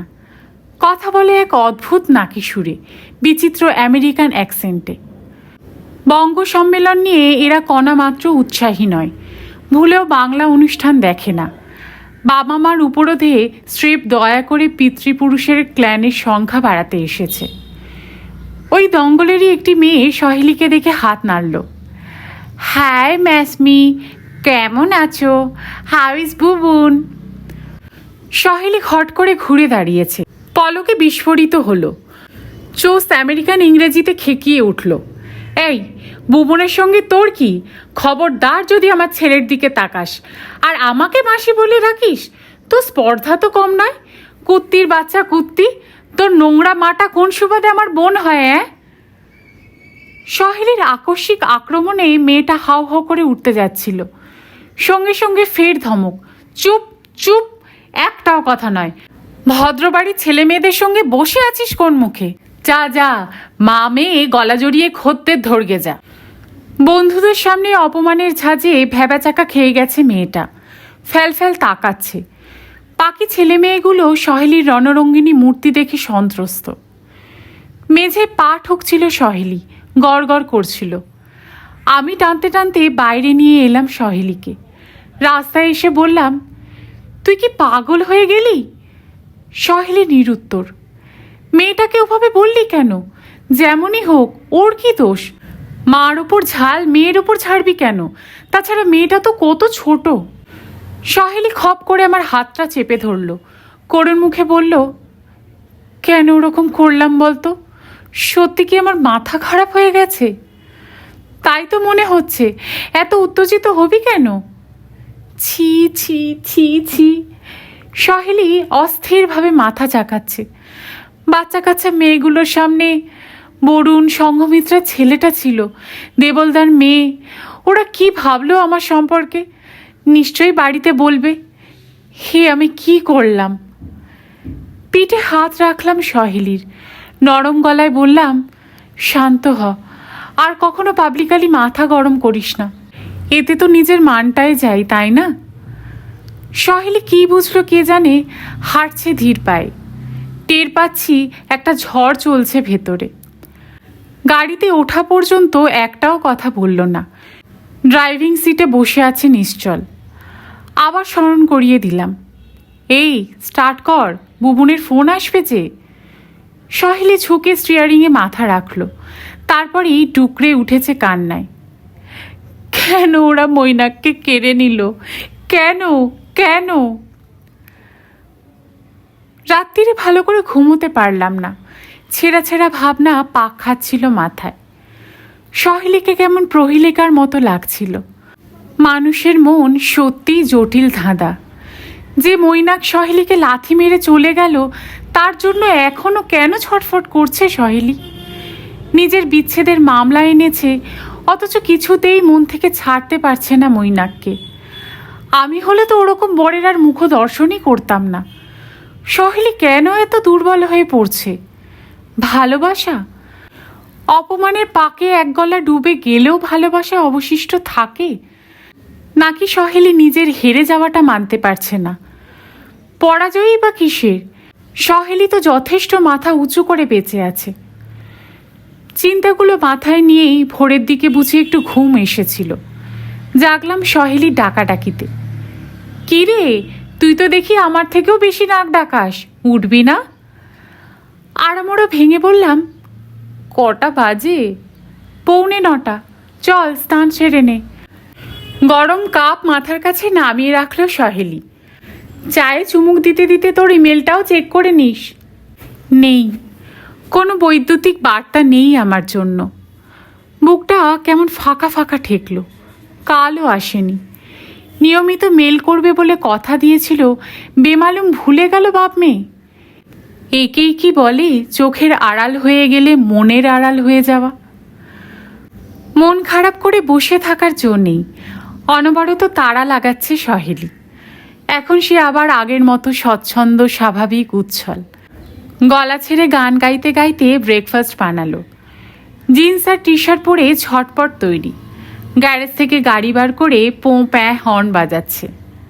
একটা অফিসের দিন ছুটি নিয়েছে।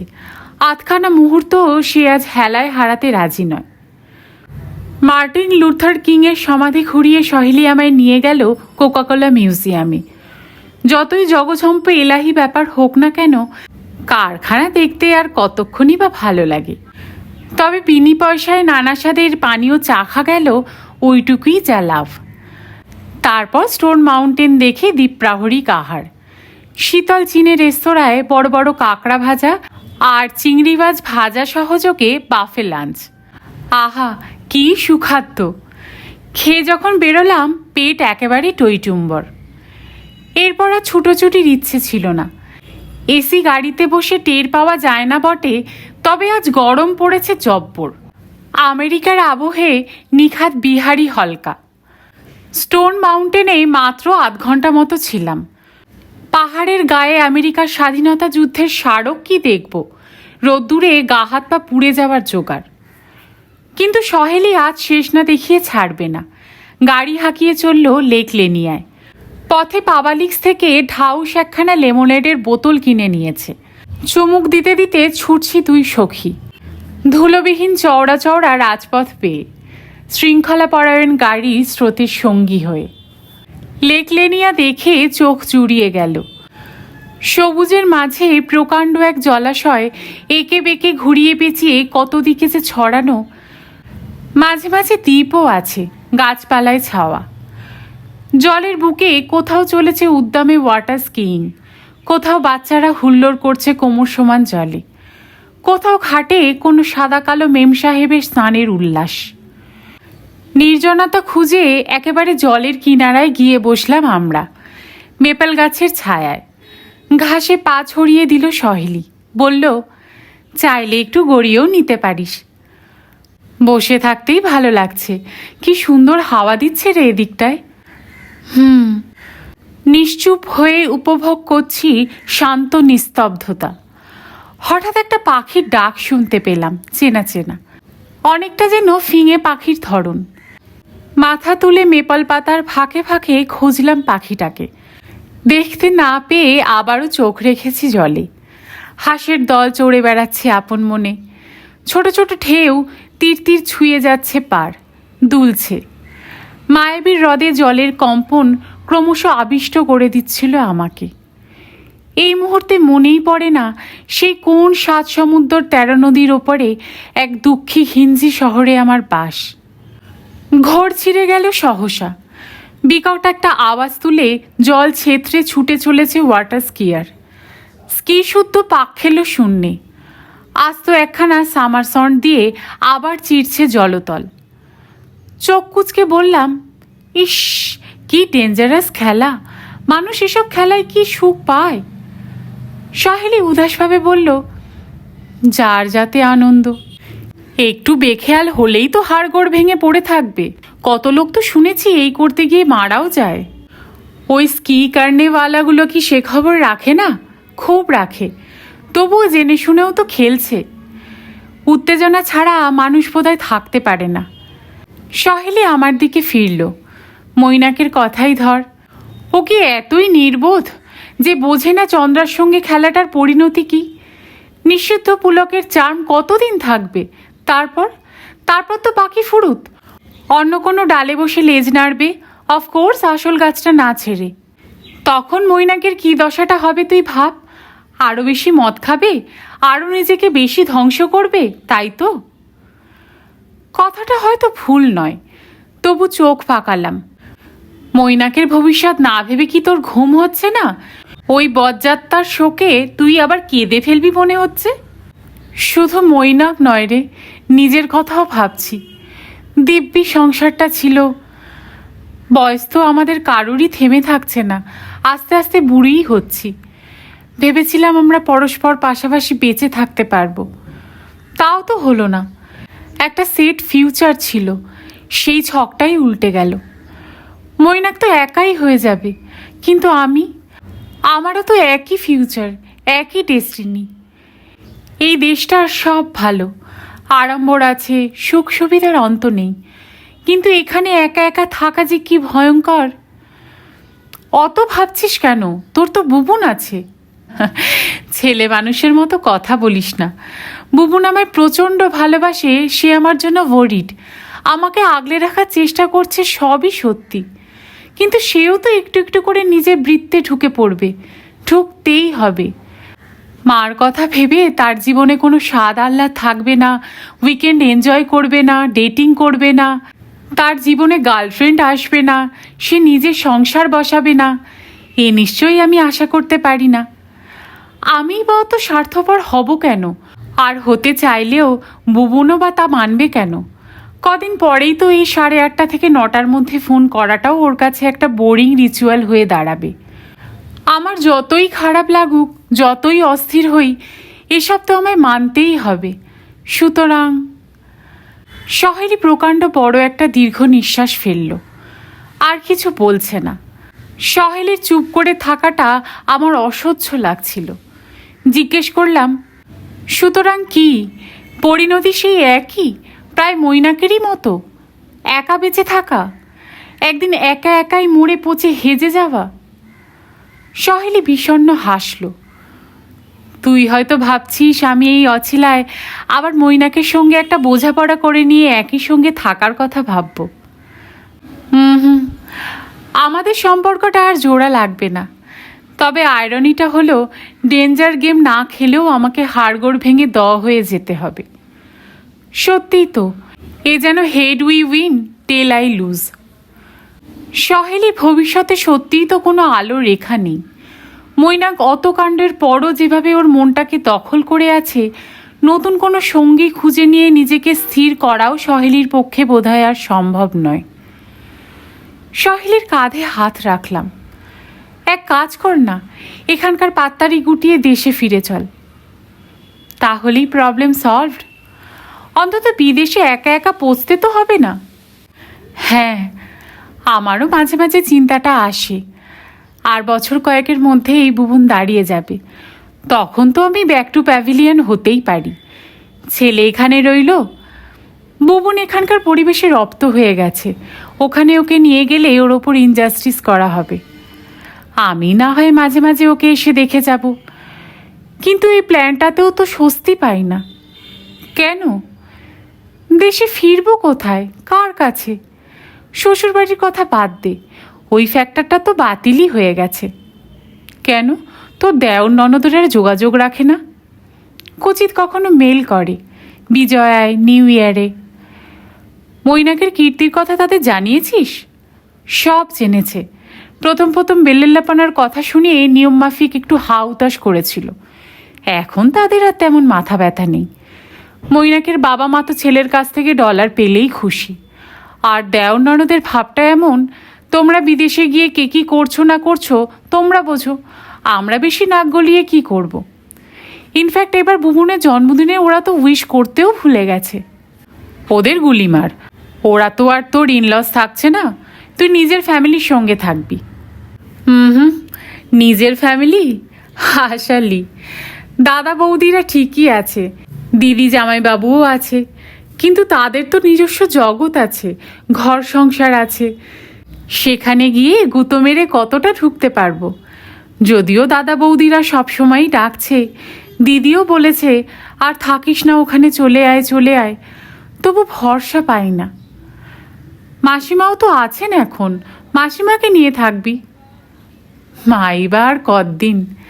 তাছাড়া এমনিই তো মা আমাকে নিয়ে সারাক্ষণ দুশ্চিন্তা করছে। যখনই ফোনে কথা বলে, দুটো কথা বলার পর গলা বুজে যায়। চোখের সামনে থাকলে তো আরও কষ্ট বাড়বে। না রে, দেশে ফেরা আমার আর হবে না। সহেলি জোর করে হেসে উঠল। এখানেই ঠিক আছি, চাকরি বাকরি করছি, বাড়িঘরও রয়েছে, বুবুন রয়েছে। দেশের জন্য মন কেমন করলেই মাঝে মাঝে যাব, ঘুরে আসব। ছোট ছোট কয়েকটা ছেলে মেয়ে খেলতে খেলতে এদিকে চলে এসেছে। একটা ছেলের হাত থেকে প্লাস্টিকের বল ছিটকে পড়ে গেল জলেতে। ছেলেটা অমনি তত্তর করে জলে নেমে গেছে, ধরার চেষ্টা করছে বলটাকে। গোড়ালি জলে নামলো, হাঁটু জলে, কোমর জলে। হাওয়ার তাড়া খেয়ে বল ভেসে চলেছে আরও দূরে, আরও গভীর জলে। এগোচ্ছে ছেলেটা। কাণ্ড দেখো, ডুবে যাবে যে। কথা ভুলে আমরা কাটা, দেখছি বাচ্চাটার কাণ্ডখানা। অবশ্য বিপদ কিছু ঘটল না। লম্বা চওড়া কৃষ্ণকায় শিক্ষিকা ধমকে ডেকে নিয়েছে ছেলেটাকে। বল জলে ভাসতে থাকলো আপন মনে। বাচ্চাগুলো অন্যদিকে চলে গেল। দিনের তেজ মরে আসছে, আমরাও উঠলাম। হাঁটছি ঘাসের গালচে মারিয়ে, টুপটাপ পাতা খসছে গাছ থেকে, দেখছি শুকনো পাতার ওড়াউড়ি। গাড়ির দিকে যেতে যেতে সহেলি আবার চনমনে। এক শ্বেতকায় বৃদ্ধ সান্ধ্য ভ্রমণে বেরিয়েছেন। জড়তাহীন ভঙ্গিতে তার দিকে হাত তুলল। Hi, how is life? Oh, fine. সঙ্গে সঙ্গে ভদ্রলোকের সহাস্য জবাব, is not it a nice day? Yup. গাড়িতে বসে বললাম, আছিস বেশ, চেনা নেই শোনা নেই, যাকে তাকে হাই হুই করছিস। এ দেশের এটাই চল। সহেলি গাড়ি স্টার্ট করতে করতে হাসল। একদম অচেনা লোকও স্বচ্ছন্দে তোর সঙ্গে কুশল বিনিময় করবে। কেন বলতো? কেন? কারণ সম্পর্কটা ওখানেই শুরু, ওখানেই শেষ। এখানে কোনো সম্পর্কের তো শিকড় গজায় না, তাই ওই ফর্মাল ঠাট্টাটুকু থাকে। কথাটা বাজলো বুকে। সহেলির মধ্যেও শিকারহীনতার যন্ত্রণাটা যেন ঢুকে পড়েছে, কিংবা হয়তো নিজেকে শিকড়হীন করে উপড়ে ফেলতে চাইছে যন্ত্রণাটাকে। ভাবলেই বুকটা টনটন করে ওঠে। মেয়েটা সব অর্থে বিচ্ছিন্ন হয়ে কি করে যে বেঁচে থাকবে। সত্যি, কোথায় ছিল মেয়েটা, কোথায় এসে পড়েছে? কোথায় সেই ভবানীপুরের ঘিঞ্জি গলি, কোথায় এই আটলান্টা? এখানে রাস্তায় মানুষ হাঁটে না বড় একটা। এখনো অবধি একটা স্ট্রিট ডগও চোখে পড়েনি। বৈভব এখানে বিশালত্বের এক প্রসারিত গাম্ভীর্য নিয়ে বিরাজমান। সহেলিটা শেষ পর্যন্ত এখানেই ডুবে গেল। নিপুণ ভঙ্গিতে একটা বড় বাঁক পেরিয়ে সহেলি জিজ্ঞাসা করল, কিরে, কি ভাবছিস? ছোট্ট শ্বাস ফেললাম, কিছু না। রাতে কি খাবি আজ? অদ্বৈ তো শেষ রজনী, ইটালিয়ান ডিনার হয়ে যাক। না না, বাইরে খেতে হবে না, ফ্রিজে অনেক রান্না আছে। ওকে, তাড়াতাড়ি খেয়ে শুয়ে পড় আজ, জম্পেশ করে একটা ঘুম দিয়ে নে, কালই তো আবার সকাল সকাল ফ্লাইট। হ্যাঁ, গিয়ে তাড়াতাড়ি আগে গোছ গাছটা সেরে ফেলতে হবে। সোজা বাড়ি চল। সোজা অবশ্য ফেরা হলো না। পথে জোর করে একটা পাবলিক্সে ঢুকলো সহেলি। ইয়া বড় একটা ব্রোকলি কিনল, আমায় ব্রোকলি ভাজা খাওয়াবে। ক্রসও নিল খান কয়েক, আমার ভোরে জল খাবার। বাড়ি ঢুকে দেখি ভয়েস রেকর্ডারের আলো পিপ পিপ করছে। সহেলি একটু অবাকই হলো। বুবু না এত তাড়াতাড়ি ফোন করলো যে, সবে তো 8:10। সোফায় শরীর ছেড়ে দিয়েছিলাম। অলস মেজাজে বললাম, দেখ, অন্য কেউ হয়তো মেসেজ রাখতে পারে। অন্য কেউ মানে যে মৈনাক, এ আমি স্বপ্নেও ভাবতে পারিনি। রেকর্ডারটা চালু হতেই পলকে স্নায়ু টান টান। কড়া গলায় মৈনাক ধমকাচ্ছে, ভেবেছ কি তুমি? ছোট লোকমির একটা সীমা থাকা উচিত। এত বড় সাহস তোর, লিসাকে তুই অপমান করিস? চন্দ্রাকে হিংসা করে তোর কোনো লাভ হবে না, বুঝলি? শোন মাগি, তুই আমার চন্দ্রার পায়ের নখেরও যোগ্যী নোস। আরও একটা কথা শুনে রাখ, তোর মতো ঘ্যান ঘ্যানে মেয়ে ছেলেকে আমি কোনো দিনই ভালোবাসিনি। একদিন যে তোকে সহ্য করে ঘর করেছি, এটা তো 14 পুরুষের কপাল। তুই আর তোর ছেলে, তোরা দুটোই আমার চোখের নোংরা আবর্জনা, বুঝেছিস? কথাটা তোর ছেলের মাথাতেও ঢুকিয়ে দিস, সে যেন ভুল করে আমার সঙ্গে রিলেশন তৈরি করার চেষ্টা না করে, মনে থাকবে? সহেলির মুখ সাদা হয়ে গেছে। কথাগুলো যেন রাশি রাশি যোগ হয়ে রক্ত শুষে নিয়েছে সহেলির মুখ থেকে। ধপ করে বসে পড়ল সোফায়, কাঁপতে কাঁপতে বলল, দেখছিস তো, শুনলি? রেকর্ডারটা চলছে, গা শিরশিরে করা যান্ত্রিক শব্দ। উঠে গিয়ে বোতাম টিপে বন্ধ করলাম। দাঁত কিরমির করে বললাম, বাস্টার্ড, একটা অত্যন্ত মুখস্থকারী খচ্চর। সহেলি দুদিকে মাথা নাড়ছে অস্থিরভাবে। অস্ফুটে বলল, আমি ফিরে যাব, চলে যাব, আমি বাড়ি চলে যাব, আর থাকবো না আটলান্টায়। সহেলি আমায় এয়ারপোর্টে পৌঁছে দিতে এসেছে।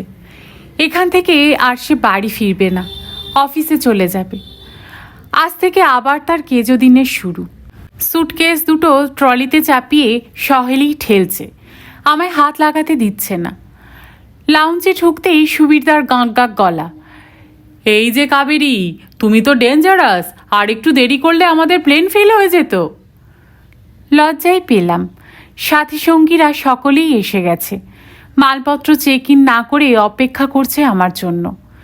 মনে মনে একটু ভালোও লাগলো। আমাদের টিমের অনেকের সঙ্গেই আমার তেমন ঘনিষ্ঠতা নেই, কারো কারো সঙ্গে তো প্লেনেই প্রথম আলাপ। তবে একসঙ্গে আসার সুবাদে এক ধরনের সখ্যতা তৈরি হয়ে গেছে, এটুকু তো মানুষ আশা করে। হালকা গলায় বললাম, আমি তো লেট করিনি, ফ্লাইটই তো এখনো 1 ঘন্টা বাকি। 1 ঘন্টা আর কতটুকুনি সময়? এখান থেকে প্লেন কতটা রাস্তা খেয়াল আছে? এতক্ষণে মাথায় ছিল না, স্মরণ করিয়ে দিতেই হৃৎকম্প। সিকিউরিটি চেকিংয়ের বেড়া টপকে দুস্তর পথ পাড়ি দিতে হবে। লম্বা এসকেলেটর বেয়ে হু হু করে পাতাল প্রবেশ, সেখান থেকে ভূগর্ভস্থ ট্রেন ধরে নির্ধারিত স্টেশনে আবার এসকেলেটরের উত্থান, দীর্ঘ প্যাসেজ ধরে হাঁটা, নম্বর মিলিয়ে গেট খুঁজে বার করা। আটলান্টা এয়ারপোর্টটার বিশালত্ব দেখলে সত্যিই বুকটা ধরাস ধরাস করে। সহেলি বলেছিল এটাই নাকি এখন পৃথিবীর ব্যস্ততম বিমানবন্দর। হতেই পারে, আকাশে যা ঘূর্ণির মতো প্লেন উঠছে সর্বক্ষণ। তাড়াতাড়ি বলে উঠলাম, চলুন চলুন, ঝটপট লাইনে দাঁড়িয়ে যাই। স্লথ গতিতে এগোচ্ছে লাইন। দৈত্যাকৃতি এক কৃষ্ণকায় যুবতী কাউন্টার সামলাচ্ছে, বাজ পাখির চোখে পরীক্ষা করছে কাগজপত্র। প্রতিটি বিদেশিকে জরিপ করছে সন্দিগ্ধ দৃষ্টিতে। সহেলিও চলেছে আমার পাশে পাশে। ভদ্রতা করে সুবীরদাকে জিজ্ঞাসা করল, আপনাদের হেলেন দেখা কেমন হলো? হেলেনের আর দর্শন পেলাম কই। সুবীরদা ফোঁস করে শ্বাস ফেলল। আপনি কাবেরীকে নিজের গুহায় পুড়ে রাখলেন, সেই দুঃখে হেলেনের দিক থেকে মুখ ফিরিয়ে নিলাম। সুবীরদার সামনে দেবার্চনা, কত্থক শিল্পী, লঘুছন্দে বেজে উঠল। কেন ব্লগ দিচ্ছেন সুবীরদা? আপনার পেট খারাপ হলো বলেই তো ট্যুরটা ক্যান্সেল হলো। অভিনেতা দীপাঞ্জন হাতে সানগ্লাস ঘোরাতে ঘোরাতে কুট কাটল। পেট খারাপের আর দোষ কি? খাঁটি জিনিস খাওয়ার অভ্যেস নেই। ওদিকে লোভে পড়ে 1 গ্লাস আমেরিকান ক্রিম মিল্ক খেয়ে বসলেন। হি হি, সবাই হাসছে, সুবীরদাও হাসতে হাসতে মালপত্র ওজন করাচ্ছে। লাগেজ চলে গেল কনভেয়ার বেল্ট পেয়ে। বোর্ডিং পাস হাতে নিয়ে কাউন্টারের দিকে সরে এলাম। সহেলির সঙ্গে দাঁড়িয়েছি একটু তফাতে। সহেলির চোখ ছলছল করছে। হাত রাখলাম সহেলির কাঁধে। 3টে দিন খুব ভালো কাটলো রে। কই আর। সহেলি শুকনো হাসলো। সারাক্ষণ তো তোকে খালি দুঃখের কাহিনী শুনিয়ে গেলাম। তা বাজে কথা বলিস না। মৃদু চাপ দিলাম সহেলির হাতে। কলকাতায় কবে আসছিস? দেখি। এই, তুই কিন্তু কাল বলেছিলিস এবার চলে আসবি।